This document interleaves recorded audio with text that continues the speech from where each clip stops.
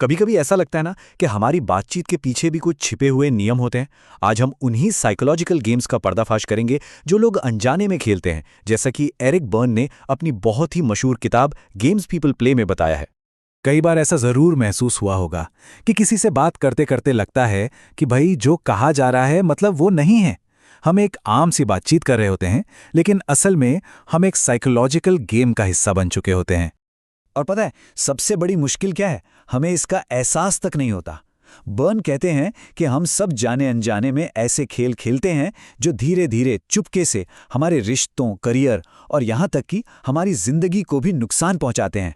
तो ये होता कैसे है? इसे समझने के लिए हमें पहले अपने अंदर झांकना होगा, अपने अंदर के खिलाड़ियों को समझना होगा। एरिक बर्न के मुताबिक हर इंसान के अंदर 3 अलग अलग पर्सनालिटीज या ईगो स्टेट्स होती हैं। सबसे पहली स्टेट है पेरेंट। ये हमारे अंदर की वो आवाज है जो अधिकार और हमारे सीखे हुए विश्वासों पर टिकी होती है।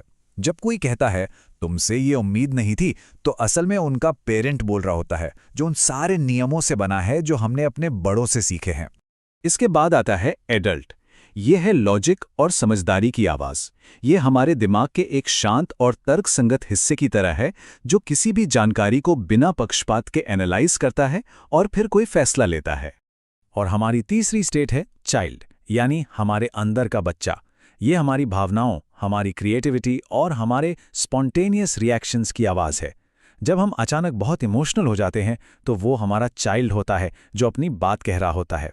तो दिक्कत कहाँ से शुरू होती है?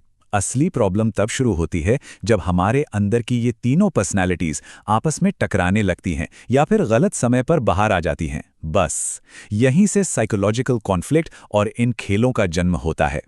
तो चलिए अब आते हैं मुद्दे पर, इन साइकोलॉजिकल गेम्स पर।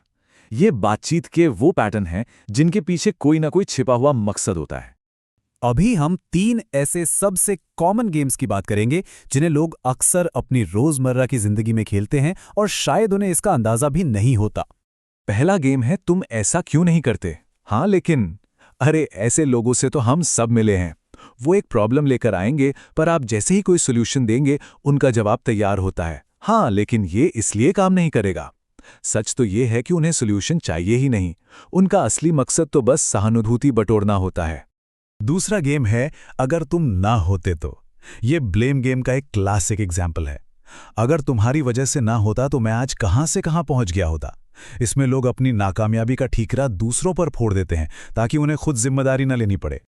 और तीसरा गेम ये थोड़ा एग्रेसिव है, अब तुम मेरी पकड़ में हो।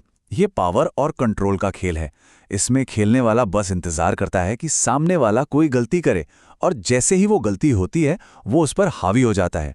मकसद प्रॉब्लम सॉल्व करना नहीं, बल्कि दूसरे को गलत साबित करके खुद को सुपीरियर दिखाना है। तो सवाल ये उठता है कि आखिर लोग ये खेल खेलते ही क्यों हैं?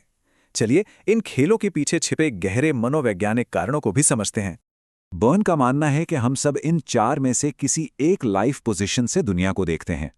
मैं ठीक हूं, तुम भी ठीक हो, ये एक हेल्दी नजरिया है।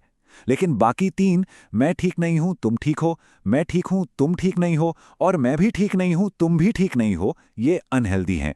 और ज्यादातर गेम्स इन्हीं 3 अनहेल्दी पोजीशंस को और मजबूत करने के लिए ही खेले जाते हैं। तो फिर लोग सीधी सीधी बात करने के बजाय ये गेम्स क्यों खेलते हैं? इसकी कई वजह हैं। कभी अटेंशन पाने के लिए, तो कभी अपनी सोच को सही साबित करने के लिए, जिम्मेदारी से भागने के लिए, या फिर अपनी असली भावनाओं का सामना करने से बचने के लिए। क्योंकि सच तो ये है कि पूरी तरह से खुलकर ईमानदारी से बात करना काफी रिस्की हो सकता है। लेकिन यहां एक अच्छी खबर है, इन डिस्ट्रक्टिव पैटर्न से बाहर निकलना मुमकिन है। अब हम देखेंगे कि इन खेलों को कैसे रोका जा सकता है और अपनी बातचीत का कंट्रोल वापस कैसे लिया जा सकता है। इन खेलों से बचने के लिए सबसे पहला स्टेप है पैटर्न को पहचानना। देखिए कि कहीं कोई गेम तो नहीं चल रहा। दूसरा, अपने एडल्ट को जगाइए, इमोशंस नहीं लॉजिक से जवाब दीजिए। तीसरा, एकदम साफ साफ बात करें, मैनिपुलेशन से बचें और वो रोल निभाने से इनकार कर दें जो सामने वाला आपसे चाहता है। और सबसे जरूरी, ऑथेंटिक बने। नकली खेल खेलने से बेहतर है कि असली और सच्ची बातचीत की जाए। तो अब जब हम इन पैटर्न्स को थोड़ा बहुत समझ गए हैं, असली सवाल यह है, हमारे आसपास कौन सा खेल खेला जा रहा है और क्या हम खुद भी अनजाने में कोई खेल खेल रहे हैं? इन सवालों पर सोचना ही शायद बदलाव की तरफ पहला कदम है।